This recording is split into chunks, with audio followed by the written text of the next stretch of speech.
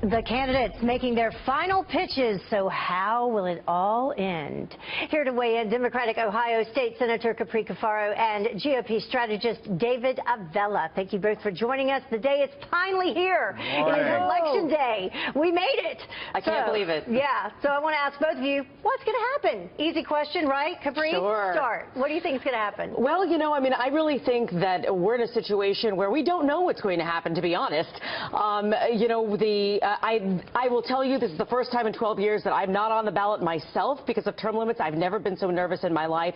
I think that we need to look very closely at North Carolina. I believe North Carolina is actually going to be this year's Florida. I also think Florida is going to be this year's Florida. Both of those states are incredibly close. You have high Hispanic turnout in Florida. You have lower African-American turnout in North Carolina. Both states have United States Senate races.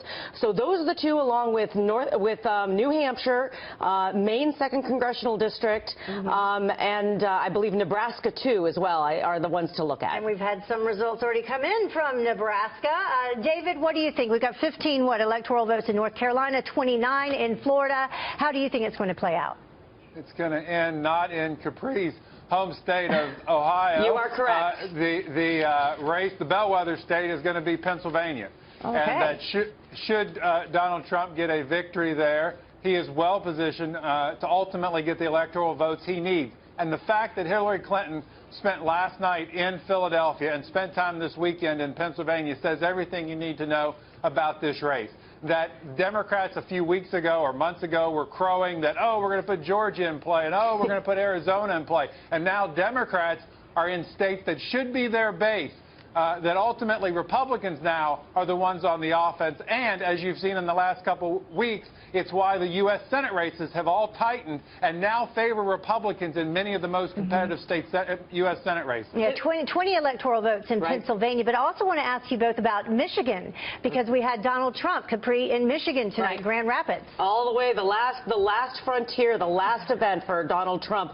And then we also saw the president, actually, in Michigan as well. The interesting thing about both Pennsylvania and Michigan is that neither of them have early voting. And so that is why I think that we're seeing a lot of the principals and the campaigns invest their resources and show up in both of these states. Donald Trump is going to need to have a victory in one of these places, I think, to find his path to 270. Is it going to be a long night, David? What do you think? Long night, early night?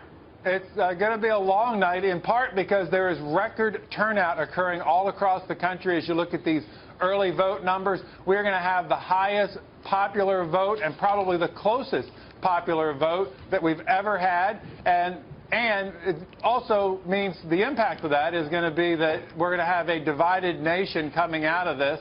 And we're going to need either one of them who win a unifying message to help bring the country together and do what needs to be done to create jobs and make America safer.